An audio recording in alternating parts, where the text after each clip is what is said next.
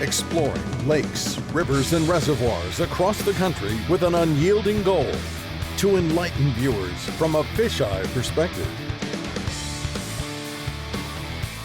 Come along and we'll investigate the habitat.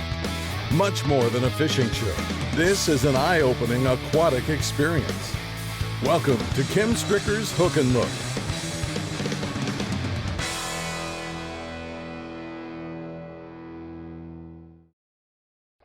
Gator, big gator. Yep, had to go with my gut feeling. Nice one, Kim. Oh, yes. Thank you, fishy. There we go.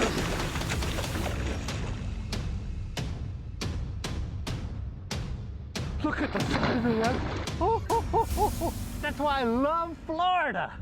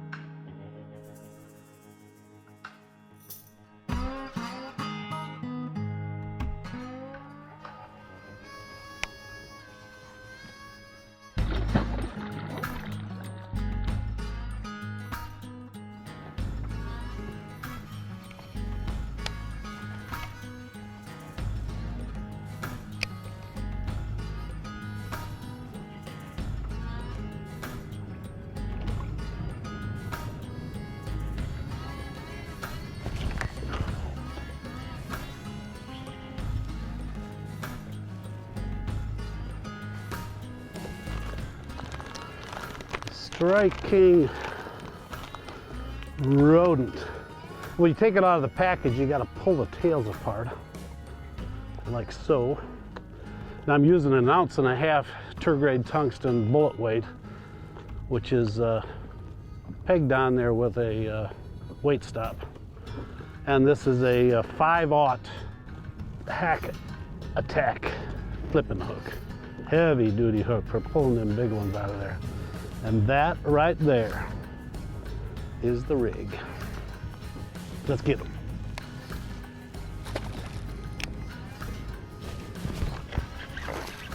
Get out of there, baby. You gotta go with your gut feeling.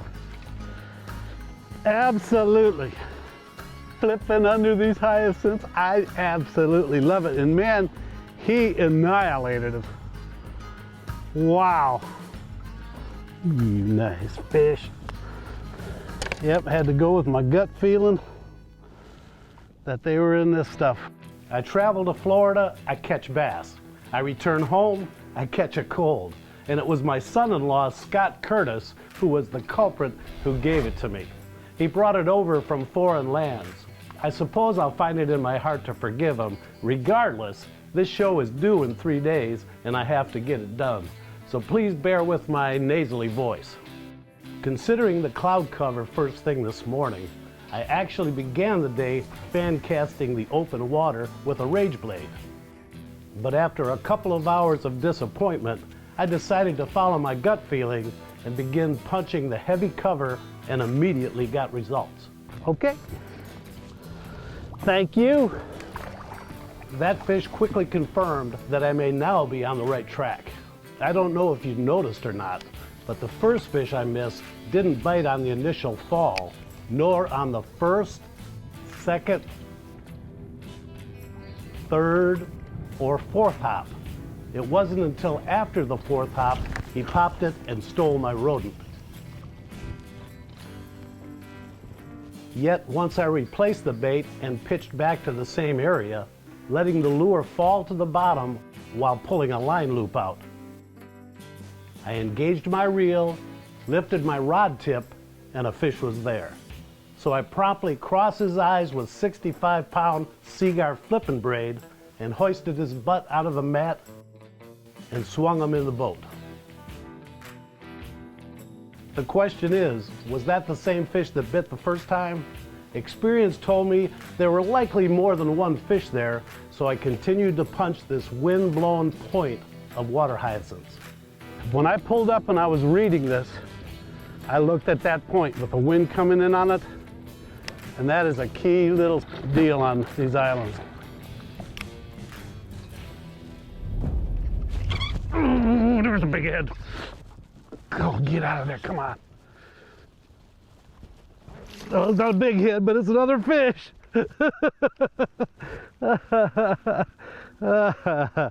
Little male. Man, I thought that was a giant. He was all stuck in that. But whatever. Another flipping bite on the rodent. Yes, sir. I'll let you right back into where you came from. Thank you so much, little fishy. Come on back in there. All right. They make beds on these rows here. And like that one, that was a little male probably that made one of these, and he's just kind of hanging off looking for his mate. And hopefully some of the big females are hanging around. They're so due to set up. In fact, we might see a few spawners. Coming up, the punching bite continues after these messages. Hook and Look is brought to you by Strike King Lure Company, #1 in fishing lures. Seagar, trust Seagar when everything is on the line. Power Pole, swift, silent, secure. The original Owaki tool, your soft bait's best mate. And by Indian River, Michigan Tourist Bureau. Pure water, pure trails, pure north.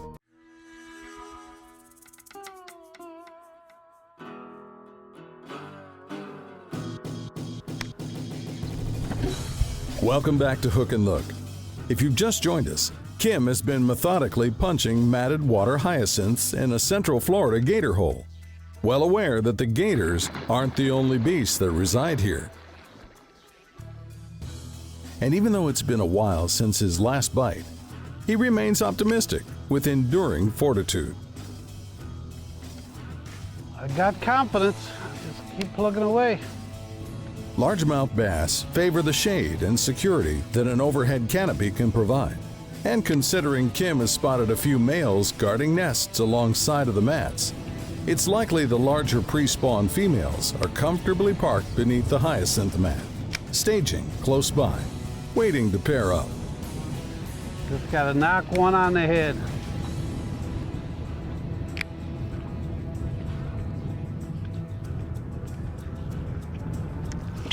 Here she is.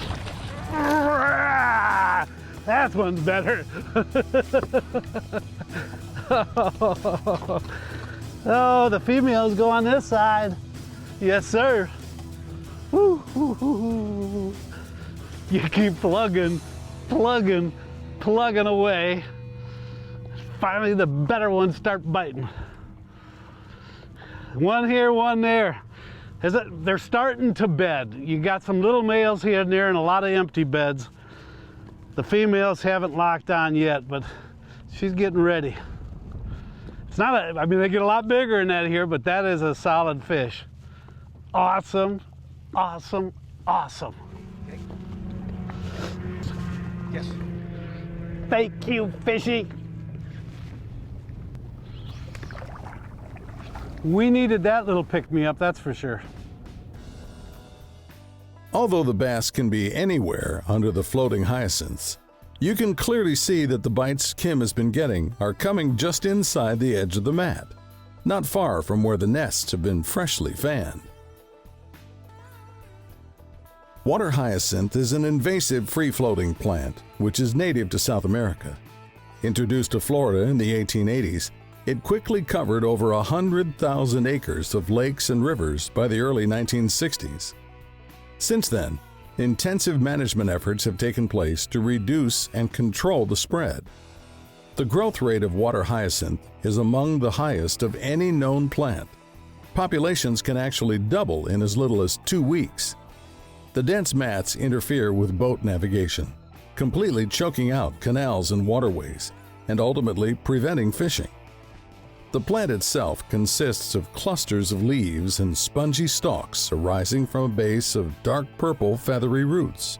The horizontal branches, referred to as stolons or runners, serve to propagate the plants by developing daughter plants. They also have the ability to reproduce by seeds. As you can see, it's quite evident that there's been some recent herbicide spraying on this body of water. The telltale signs of the dead hyacinths mark the spray pattern, and in some areas, the application wiped out some reeds as well. But again, this is another instance where aquatic weed management is a necessary action. If left untreated, this lake would be totally choked with water hyacinths in a matter of no time, rendering it unnavigable. And what kind of fun would that be? A good rule of thumb when faced with this scenario is to avoid the dead vegetation and target the healthy mats. The flourishing plants, as well as their hydroponic root systems, provide food and shelter for a variety of small aquatic organisms, including minnows and crayfish, which in turn bolsters the appeal to the bass. Stick around. Hook and Look will be right back. Right after this. Okay, I'm gonna be perfectly honest with you. I'm old school, and PowerPole came out with the PowerPole Vision Digital Dash, and I thought to myself, I'm gonna be totally lost being old school. I thought, how am I gonna use this system? It's gonna take away from my fishing. It's gonna take away the time. I am extremely impressed with what this thing will do. Already I've used it for the local weather. I've got radar. Unlike a cell phone or another tablet, the PowerPole Vision, you can see it in the brightest sunlight, even with polarized sunglasses. One of the things that impressed me most is the ability to watch satellite imagery from Google Earth on any lake in the country. And if that's not enough, with the touch of a button, it will boost the contrast and saturation, allowing me to view that imagery unlike ever before. I know I've only scratched the surface with this. There's so many more features it offers. I've got a lot to learn. And if you'd like to learn more about it, go to PowerPole's website. Welcome back to sunny Florida. The thought of the weather conditions back home briefly comes to mind as Kim visually searches for spawners, grateful for the afternoon warmth. Yeah, this is the biggest concentration of beds I've seen. Armed now with a weightless caffeine shad, he carefully inspects each shiny spot for any signs of movement. Maybe on this one. Ooh. That one I think had a fish on it.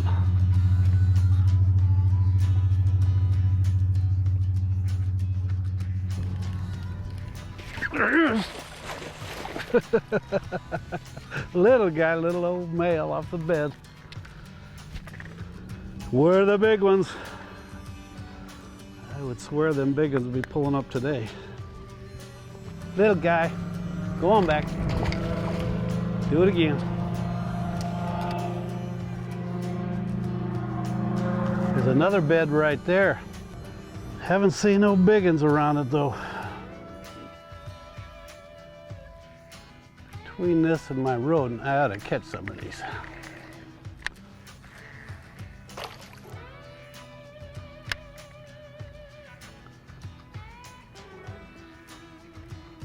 There he goes. Well, that didn't take long. Sight fishing for spawners takes a knack, and more importantly, a good eye. Kim reminds us that when pulling bass away from the nest, please practice catch and release. I'll let you go right back to your bed. Go on.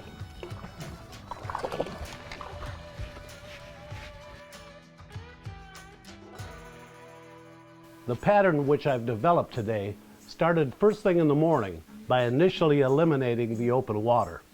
Then I began punching the matted hyacinths for staging pre-spawn females with reasonable success. Now that the sun is high, I've incorporated pitching to the visible spawning beds when I come across some.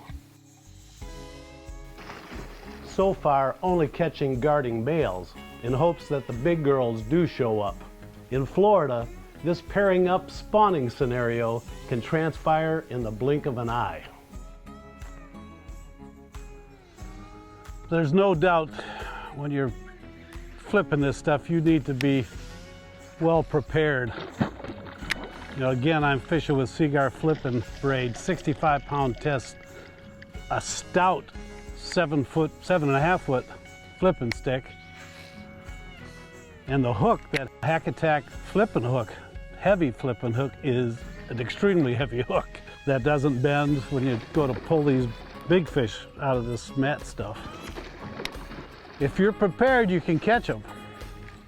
For those of you that don't know how to pitch, let me show you. I bring the bait back right down near the reel and just give it an underhand pitch, keep it low to the water and drop it in, but keep your thumb on there so you don't backlash. It just takes a little practice. I've got my reel set pretty loose so it just drops. You don't want it tight. But look how easy that is. I mean, look how many casts I'm making to the key target zones, one after another. It's hard to beat that.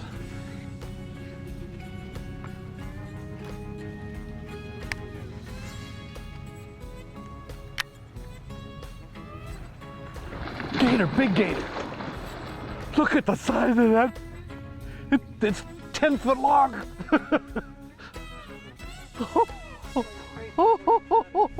That'll keep you on your toes. Stay tuned. Hook and Look. We'll be right back.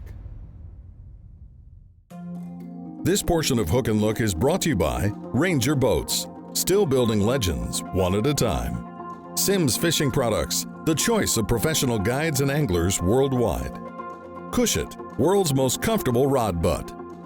And by Sportfish Michigan, your source for the top charter captains and guides. Once again, welcome back. You can't say today has been uneventful, especially when it came to alligator encounters. Gator, big gator. Those gators will rest on like a little nest. And right there you can see the nest where it's all pressed down where he was laying. That was a big old gator. Ooh, ooh, ooh. While shooting this episode, we encountered another sight you don't see every day. Although in the distance, we were able to observe the launch of the Falcon Heavy rocket, which was designed and manufactured by Elon Musk's company, SpaceX. Pretty cool sight to see. And one more pretty cool sight is spotting another bass on a bed. Oh, there he is. Not a bad fish either, because he's locked. He's staying now. Eat it.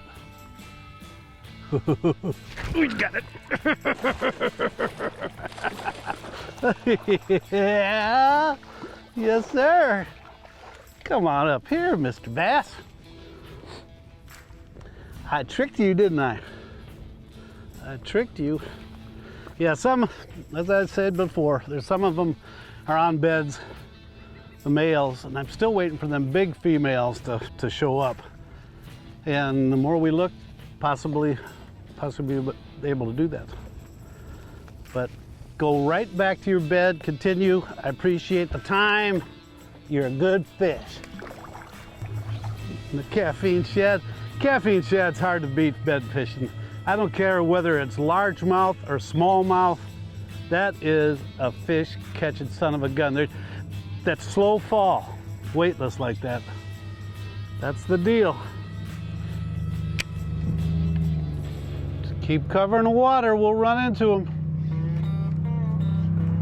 When taking into consideration the current water temperature and moon phase, the spawn is certain to bust loose in the days to come on this Florida pond. More and more of the big females will appear out of the blue, pairing up with the males who've been anxiously awaiting a mate. It's all about timing and being at the right place at the right time. But for now, Kim will continue to punch the hyacinths, with one eye open ahead, hoping to catch a glimpse of a larger fish on a nest. There's a nice fish right there. Come on, baby. He's looking, he's looking. He's on it. Good one, good one, good one, good one, good one, good one. Oh, yes. Come on over here. Nice fish. Nice one, Kim. Good job. Look how green that fish is. Got a real chartreusey green look to him. Well, this is turning out to be fun. That's why I love Florida. Catch these things, man, I'm telling you. It's a special time of year. Now that one was near a bed. I mean, he was on a bed. They're just starting. I saw a bed out in front of me, I pitched to it. But some of them are still in the matted stuff, transitioning, but they're coming up on the beds. Awesome. The old black blue flake rodent, Strike King rodent. I'm using a 65-pound cigar flipping braid for jerking them out of there, and a 1.5 ounce tour grade tungsten weight. Well, that wasn't too shabby, but still, on this trip, I didn't hook up with one of those Florida behemoths I dream about. Nevertheless, I'll be back again next year to hook and look.